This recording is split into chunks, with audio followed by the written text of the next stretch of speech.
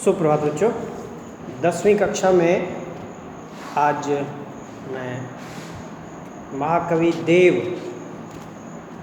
के कवित्व का प्रारंभ करूंगा। इसमें आपके पाठ्यक्रम में 2 कवित्व संकलित हैं। इन दोनों कवित्व का हम अर्थ और इसके सभी शब्द, इसके उद्देश्य, इसमें क्या क्या सौंदर्य है, इन सब बातों की चर्चा करेंगे।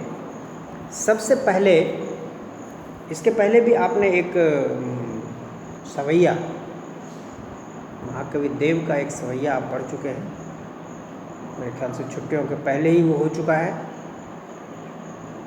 कवित्व पर चर्चा नहीं हुई है। कवित्व एक ऐसा छंद है, एक प्रकार का, यह एक वार्णिक छंद है। 2 छंद है ना, वार्णिक और मात्रिक। तो यह वार्णिक छंद है। इसके प्रत्येक चरण में 31 वर्ण होते हैं। प्रत्येक चरण के 16वें या 15वें वर्ण पर यति रहती है। यति क्या होती है? यति मतलब रुकावट, रोक। और सामान्य रूप से हर चरण का अंतिम वर्ण गुरु वर्ण होता है। लघु और गुरु 2 प्रकार के वर्ण आप जानते हैं। जिन वर्णों के उच्चारण में हवा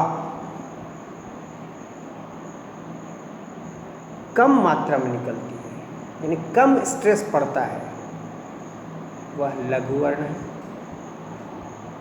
और जिसमें अधिक स्ट्रेस पड़ता है, अधिक जोर पड़ता है, अधिक हवा निकलती है, वो गुरु वर्ण है। गुरु का मतलब ये होता है बड़ा, भारी।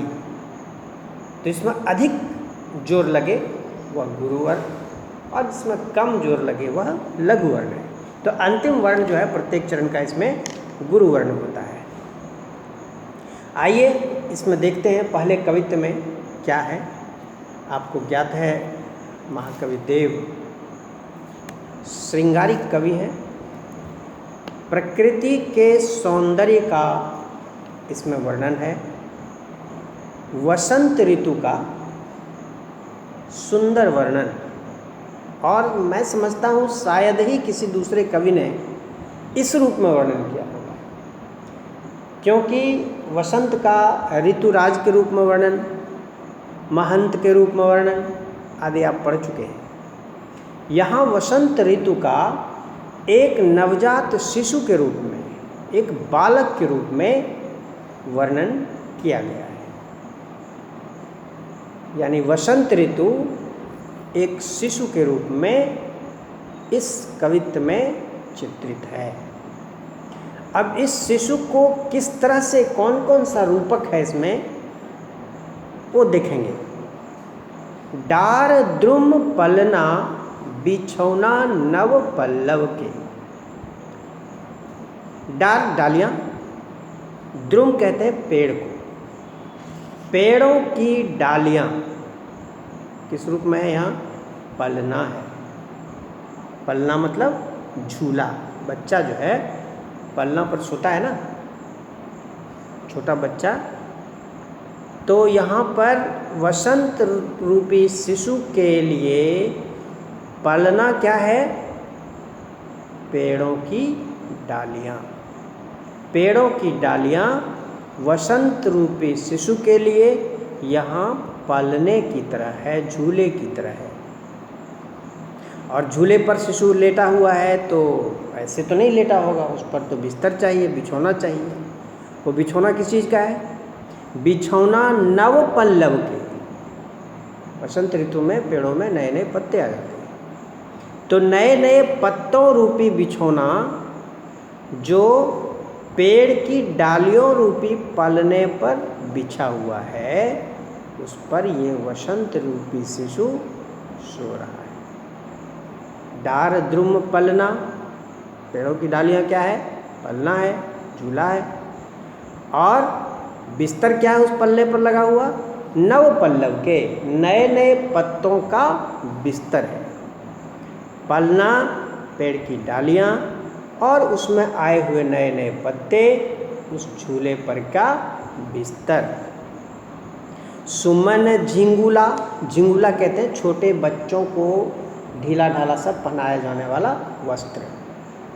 सुमन झिंगुला, ये फूल जो हैं वह उस नवजात शिशु का झिंगुला है, वस्त्र है, उसको झवला बोलते हैं। वो ढीला ढाला वस्त्र होता है जो छोटे बच्चों को खास तौर पर पहनाया जाता है। सुमन झिंगुला सोहे तन छवि भारी दे, और उस वसंत ऋतु रूपी शिशु के तन पर सुशोभित हो रहा है क्या? फूल, यानी फूल के खिलने से वसंत का सौंदर्य बढ़ जाता है।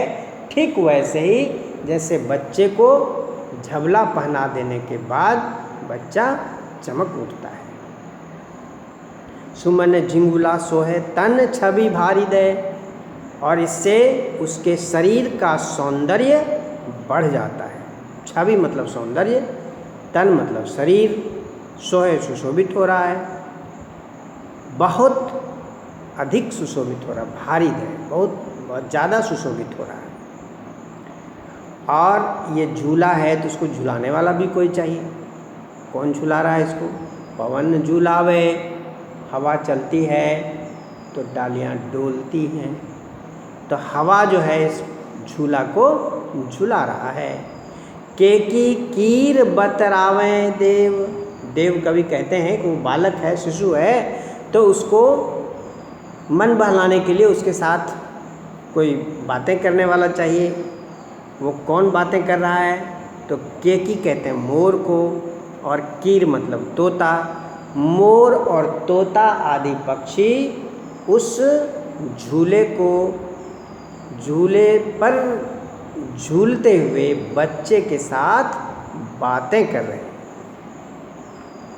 कोकिल हलावे हुलसावे कर तारी दे, और कोयल अपनी तीखी आवाज़ के साथ तालियां बजा करके उस बच्चे का मन बहला रही है। यानी सारी चीज़ें ये लगी हुई हैं उस शिशु के मनोरंजन के लिए।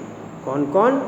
कोयल, मोर, तोता, और हवा क्या कर रहा है? झुला रहा है। अब बच्चा है तो स्वाभाविक है कि घरों में, गाँव में ख़ास तौर पर कुछ टोना टोटका भी होता है उसके साथ नज़र उतारने के लिए। वही प्रक्रिया है यहाँ पर। पूरित पराग सो उतारो करे राई नोन। राई नोन उतारना मतलब नज़र उतारना। गांव में प्रायः देखा जाता है कि छोटे बच्चों को बुरी नज़रों से बचाने के उद्देश्य से सरसों को, नमक को जला करके और बच्चों के पास घेर कर उसको फेंक दिया जाता है। तो उससे मान लिया जाता है कि इससे बुरी नज़र इस पर असर नहीं डालेगी। वो काम यहाँ कौन कर रहा है? तो पूरित पराग सो, पराग यानी फूलों का जो पराग कण है वह एक तरह से बच्चे की नज़र उतारने का जो काम है वह राई नोन उतार रहा है, नज़र उतारने का काम कर रहा है। अब सरसों का महीन दाना होता है, नमक का भी पाउडर होता है। यहाँ पूरित पराग, पराग से भरा हुआ फूलों में जो पराग कण होता है वो सरसों और नमक का काम कर रहा है, जो बच्चे का नज़र उतारने के लिए काम में लाया जा रहा है। कंज कली, कंज कहते हैं कमल को, कली मतलब कली, फूल की कली विकसित होने से पहले का जो उसकी जो स्थिति होती है उसको कली कहते हैं। कंज कली नाई का लतान सिर सारी दे, और बालक है तो उसको कोई देखभाल करने वाली होगी। वो नायिका कौन है? जो उस बच्चे की देखभाल कर रही है, माँ का काम कर रही है, वो कमल की कली, कमल की कलियाँ वो बच्चे की माँ के रूप में चित्रित हैं जो अपने सिर पर लताओं की साड़ी, आंचल, साड़ी का जो सिर पर रखती हैं ना महिलाएं, वो अपने सिर पर लता रूपी साड़ियाँ वो रखी हुई हैं, यानी ये इस शिशु की माँ है। अब बाप कौन है इसका, पिता कौन है इसके? मदन महीप जू को बालक बसंत ताई। अब जाके बच्चे का नाम बताए कि बसंत जो है, बसंत नामक बालक किसका बालक है? यह मदन महीप, राजा, महीप मतलब राजा, मदन कामदेव, कामदेव, राजा कामदेव का यह बालक वसंत है जो इस पलने पर झूल रहा है। प्रातः ही जगावत गुलाब चटकारी दे, और गुलाब का फूल खिल करके सुबह सुबह चुटकी बजा करके इस वसंत रूपी शिशु को, जो कामदेव और कमल की कलियों का शिशु है, उसको वह जगाने का काम कर रहा है। कौन? गुलाब। इस तरह से इस कवित्त में वसंत का वर्णन कामदेव के पुत्र नवजात शिशु के रूप में हुआ है।